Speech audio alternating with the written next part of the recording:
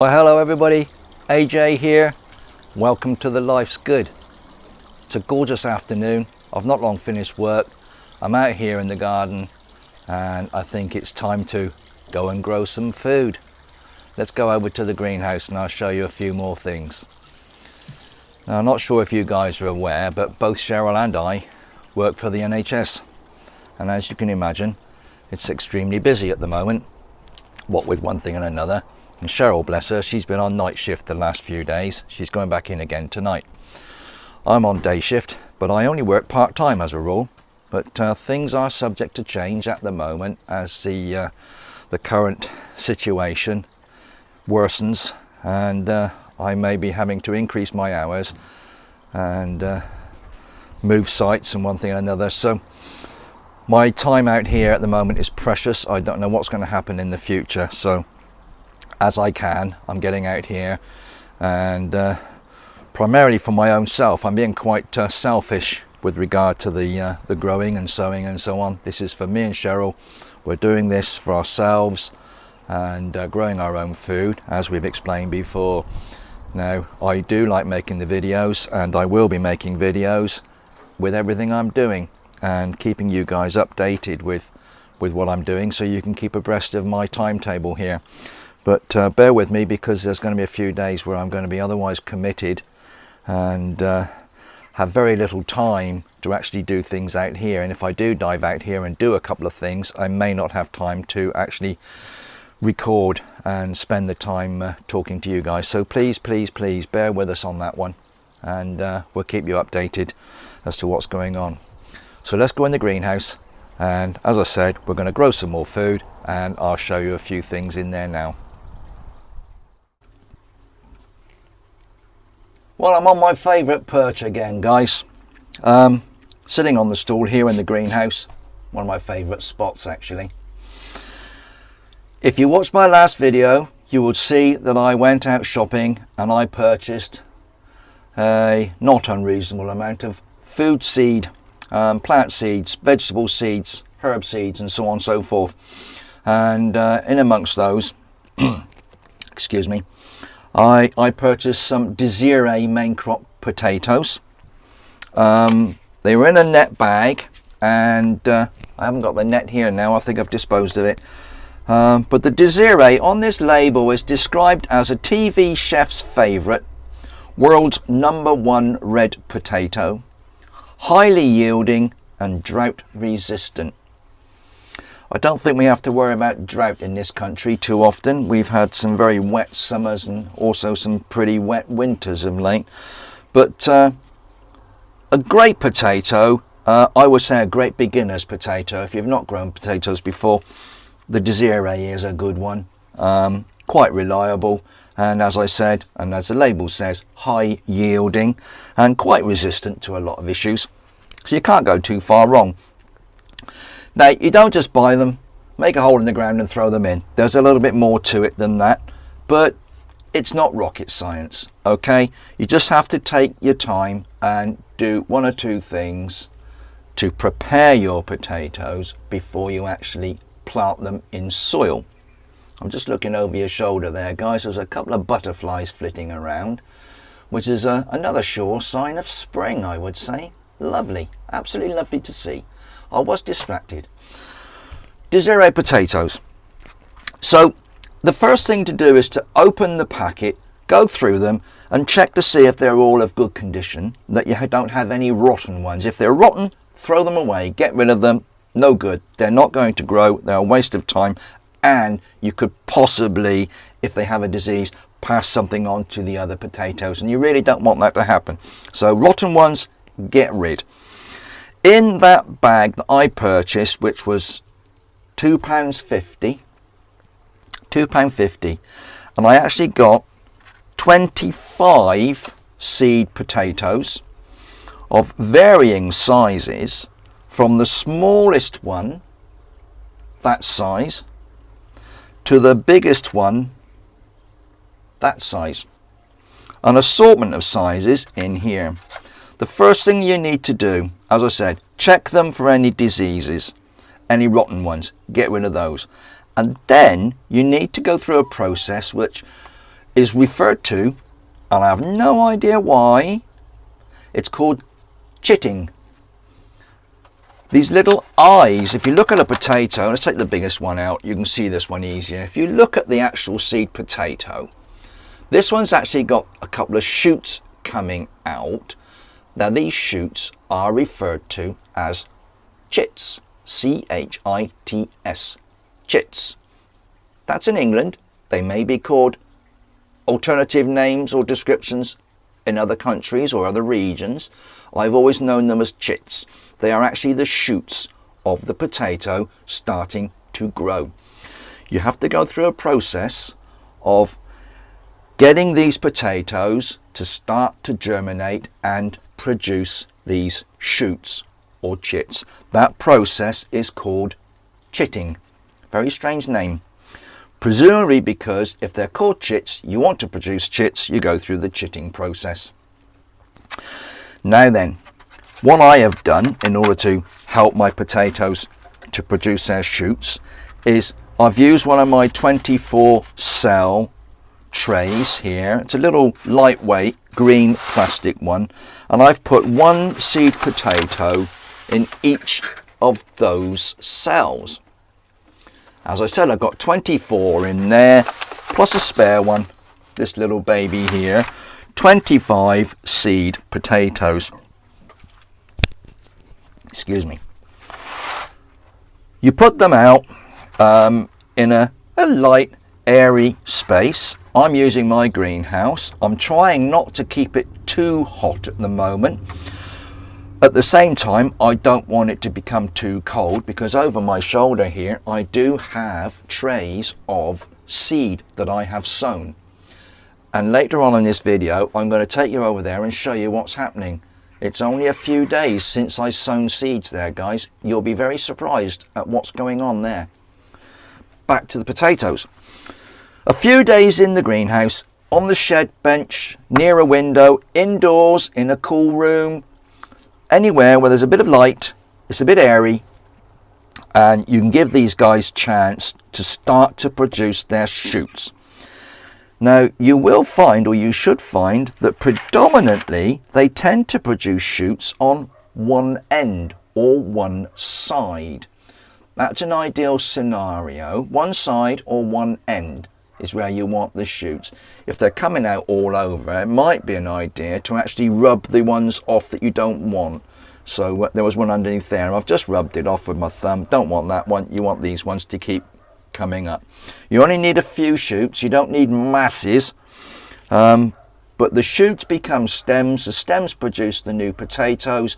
At the top you get your foliage.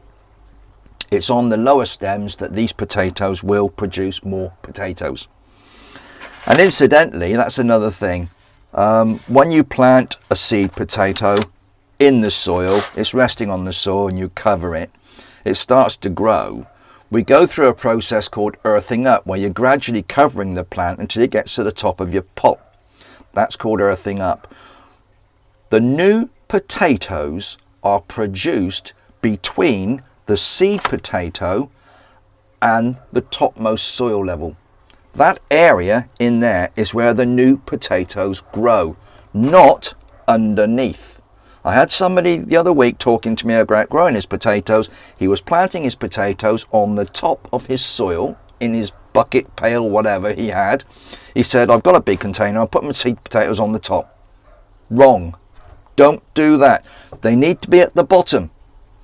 It's above the seed potato and below the ground surface and below the upper foliage that the new potatoes are formed.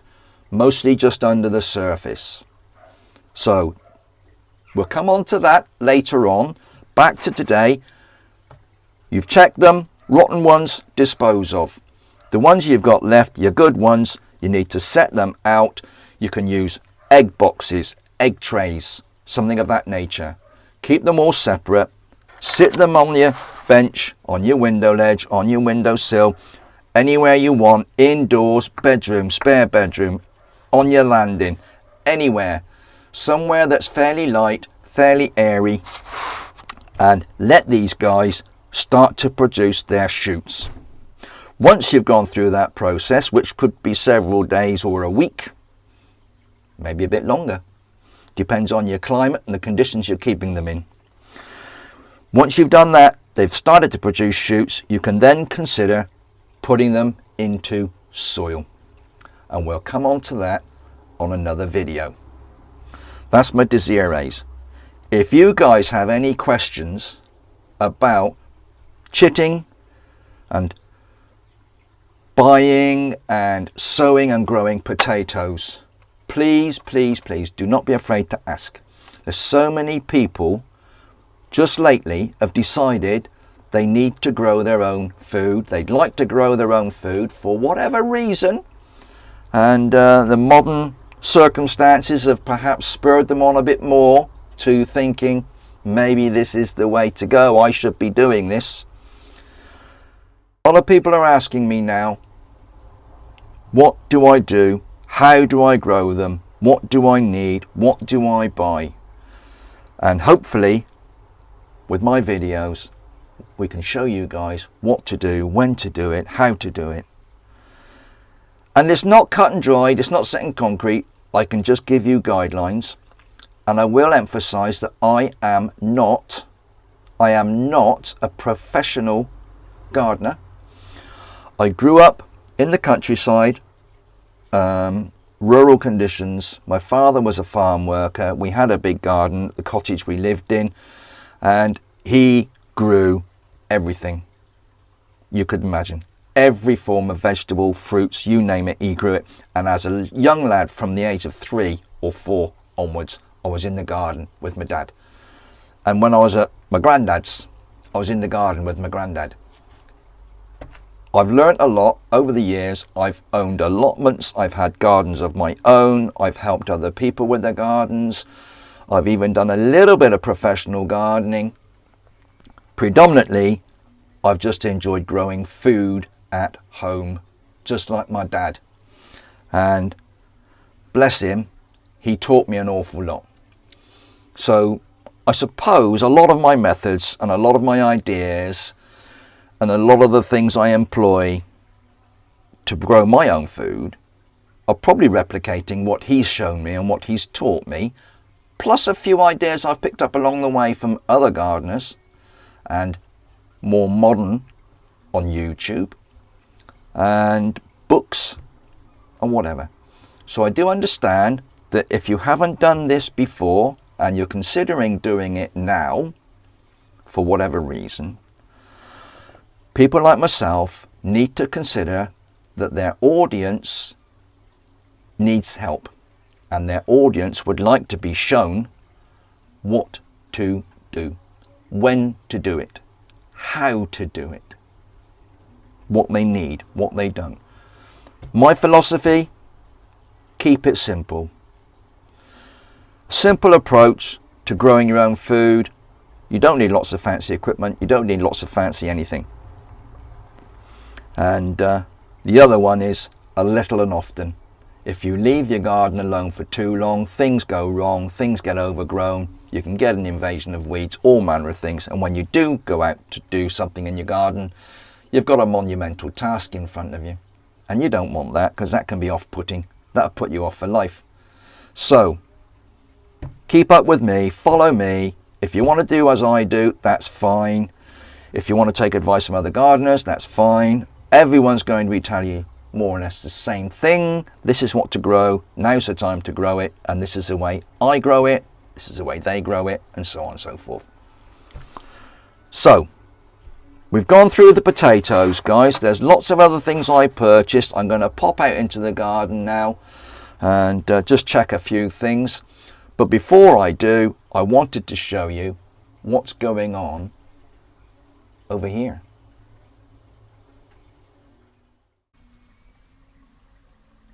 Right, so we're looking at the 3 trays of peas that I've sown already. Before I move in and show you those, I'd just like to say there's a lot of people at home at the moment.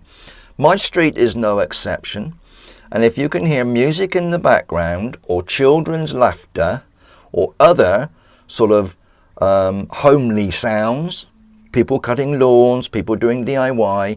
There's one couple up the road having a barbecue. If all that is in the background, I do apologise. That can't be helped. It's just people at home looking after themselves, staying safe in their own backyards. Having said that, peas. In front of us here, I've got 3 trays of peas. That's 120 cells. That's 120 plants, potentially, of peas. Now, I sowed these. I'm just going to lift the label up and look at the back of there. On the 20th of March, 2020. As I said, English format. 20th of March, 2020. I sowed these peas. And there is 1 pea per cell, 40 cells per tray, 120 pea plants, potentially. Today is the 25th of March, so 5 days later, and I'm looking in here, and lo and behold, one has already sprouted through the surface. That shows me, or tells me, the seed is viable. They are germinating, they are growing. I will keep them moist, keep them in this position. They're underneath the roof of the greenhouse here on this upper shelf. The bubble wrap above keeps them fairly insulated. And we'll keep an eye on these, and hopefully all of these will germinate. Just get that in there. There we go, guys. Put my label back in. You must keep your labels on your tray so you know exactly what's in there. These are all labelled peas with the date on the back. So, germination within 5 days. Now then, dropping down below, pea shoots. I've already showed you. These have already started germinating as well. There's several in here, and the soil is actually lifting. In this one behind, the soil is lifting up, so that tells me that there's germination taking place underneath that soil, and they're slowly lifting up that soil as they're breaking through. And at the back here, there's one in the corner of there. I don't know if you can see that. So these trays of pea shoots are germinating also. Now then, the Ferrari of the plant world, and it's red, the radish.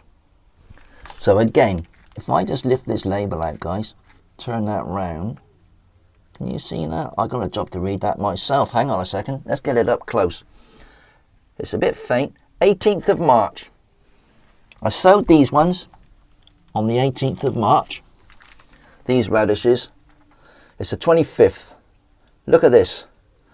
Almost every cell has got radishes. Well, actually, it's not so much at the front, it's more at the back. Looking at this, now that's interesting, guys, because the ones at the back are nearer the window, so they're getting more light. And as you come to the front, they're germinating a bit slower. But they are germinating. You can see this one here. He's germinated coming through. There's one right in the corner down here. Look, guys, see that one there? He's germinated. So my radishes are coming on. Lolo Rossa, the red lettuce.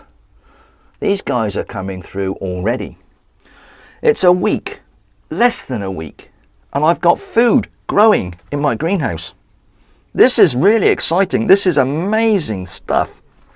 So we've got pea shoots, we've got radishes, we've got lettuces, and we've got pea plants to go out in the garden for a crop of peas later in the year. This is amazing. We won't expect to see the courgettes just yet. They grow a bit slower. There's something I wanted to mention about courgettes, actually. And I might do a special on the courgettes, just that the seed is flat. If you imagine my hand is a courgette seed, they're flat, and they've got a little pointed end and a little rounded end. And when you plant them in these little pots, for example, you plant them in a upright or on their side or on their edge position. Don't put them in flat. They just rot. They don't grow for some reason. Plant them on their edge, sideways on their edge. The courgettes, pumpkins are the same, marrows are the same. When you plant them in the ground, in the soil, in pots, wherever you plant them, the marrows of courgettes, what else is there? Squash, butternut squash, they're all very similar. Plant the seed on its edge. Unusual one, but it does help or aid the germination process and gets the plants growing. you do get failures if you leave them flat. Strange one that, guys. And next to those is the spinach. Spinach, that was the later one I've sown. That was the last 2 trays of seeds I've put in the other day. They haven't shown through yet, but I'm ever hopeful that they will eventually. But the fact of the matter is, we've already, within a few days, just under a week, got food plants growing in the greenhouse. Doesn't take long. I said it wouldn't take long, guys, and you'd have something growing. This is really exciting. It's encouraging, and it will get you keen to grow more of something else. I've got a lot more space in this greenhouse yet. I know I've got a bit of clutter in here. I've got a few trays and pots sticking up here. If I clear that away, I've got room for a couple more trays of something up there on that shelf. I've got a shelf at the back here. If I take the heater off, that pot off, and that little pot of crocks there, if I take all that off, I've got another tray there. Sorry, another shelf where I can put trays. On this side, my little workbench area, I am not growing anything on here at the moment. Oh, other than my 3 little bonsai trees, which incidentally, they're about 6 years old, guys. That I grew those from seed, just a little something. My daughter bought me a kit for bonsai trees and I've been growing them. About 6 years old, those guys. But we digress. We digress. We're talking about food. You can't eat a bonsai tree, not that I'm aware of. This shelf is as big as the one behind me with all my seed trays on. And there's loads of room on this one for a lot more seed trays and pots and containers of food. Plants to grow for food. And incidentally, the shelf above. I can take that pot off of there. I could remove that tray there. Take that little ornamental pot holder thing. It's actually a gravy boat or a sauce boat, I think, guys. Make a nice little pot holder. That shelf, again, that's shelf space for trays of plants that will provide food. Honestly, a small greenhouse this size, 6 foot by 4 feet, provides enough space to grow an abundance of food for a couple, 3, even 4. A mum and dad and 2 kids. Plenty of food to be grown in here to supply your little family with something to eat. Wow. Chitting potatoes. We're looking forward to a crop of potatoes, radishes, lettuces, spinach, courgette, pea shoots, garden peas. Honestly, guys, my mouth's watering thinking about it. Right, well, that's inside the greenhouse today. On a final note, the heater, we have had some cold nights and it has been extremely frosty up here in the northeast. And I've been popping out here in the evening and switching on this little heater. And if we look around the side here, you can see I've got it set on about 1/3, so down here is the lowest and all the way around again is the highest. And I've got it back here. You can just see that little mark there. That is my setting for it. It's an 800 watt and it's off at the moment. I leave it off during the day. I'm switching it on at night during the coldest nights. And if I just lift the maximum minimum thermometer off the back of these, you should better see that, guys. Look at this. The coldest it's got at night is 3.9 Celsius. It's currently 21 in here. 21.6. I mean, that is quite warm. It's March. But it's lovely and warm in this greenhouse with no heating on. And the hottest it's gotten over the last 24 hours, no, 48 hours. I did not reset this yesterday. So in the last 2 days, it's been up to 30 in here, presumably during the day with the glass heating this, the sun on the glass heating this greenhouse. The coldest it's gotten was 3.9. That's safe. I don't want this to go down to frost levels to kill off my little seeds over here, my germinated plants. The frost will knock them back if I'm not careful, so I need to keep this greenhouse under watch to see about the temperature. But equally so, I don't want it too hot. I need to open the door sometimes to let the heat out, and I'm not always here, so sometimes I get caught out. 30 is quite hot, and if I'm not careful, some of these seed trays will dry out very quickly. So I have to make sure I come in and water quite regular. Now what I'm going to do now is to reset that. I need to do this one-handed, so bear with me. To Fahrenheit. There we go, guys. For the benefit of my American and Canadian friends, by all accounts, I'm not sure what you use in Canada. Do you use Celsius or do you use Fahrenheit? It's been up as high as 86.4 Fahrenheit. It's quite warm, almost a sauna in here. It's currently 71, well 0.6, it's 71.5 in effect. And the coldest it's got was 39 Fahrenheit, guys. So that's the situation at the moment. So it's nice and warm in here, it's comfortable. It's a lovely sunny afternoon, and the sun shining through the glass heats this little greenhouse up quite quickly and takes it up quite high. So I have to be careful, as I said. So I'm going to pop this back to centigrade. I'm also going to reset it. So if I press and hold that button there you go, it's resetting itself back. So 22.3 is the current temperature in here, and overnight and into tomorrow this little gadget will monitor these temperatures, and when I come in tomorrow it will tell me at the bottom the coldest it's got, and it will keep a record at the top of the warmest it's got. So I'm assuming it will be at least 22.3 as the warmest, because it's there at the moment. We shall see what happens. We're getting into the evening now. It's approaching 5 o'clock, and I need to go in and start thinking about making some supper for the lovely Cheryl, who's going back on night shift tonight. So we'll hang that back on the wall best we can. I just like to leave it there at the back end of the greenhouse. I haven't switched the heater on yet. I'll have a look and see what the forecast is for tonight. If it's going to be a bit chilly, I will turn that on. Guys, I need to do a few things outside. I've got a little bit of scratching around to do. I want to check Daisy, collect the egg, maybe have to give her a little Cooper clean out, a few other bits and pieces. So I'm going to crack on and do that, and I will come back and speak to you soon. I'm just going to whiz you around again. I try not to whiz you around too much. I don't want to make you seasick or car sick or dizzy or whatever. Just looking up here on this shelf, I have got my shallots here, and I've got my garlic here, and I need to get that out in the ground. And also the broad beans, I really do need to get those in as well. So they are some of the things I will be doing over the next few days, and I will take you along and show you what I'm up to with those. So from the Desiree potatoes,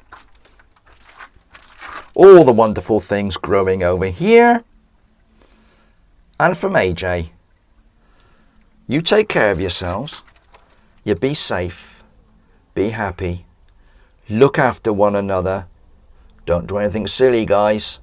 Come back and see us soon. Don't forget to subscribe, ring the bell for further updates, and we'll see you again soon in the Life's Good. Bye bye now.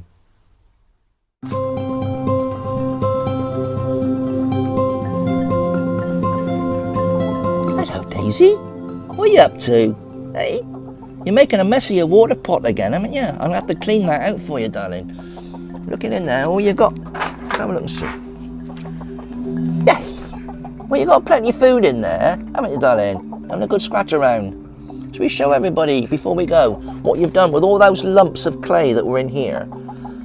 You've scratched through it, you're still scratching through it, you're breaking it down. You're doing a wonderful job. You're my little secret weapon, aren't you? Yay! Oh, you're gorgeous. There you go. Yay! Lovely. Say bye-bye to the viewer. Say bye-bye, everybody. Bye-bye, everybody.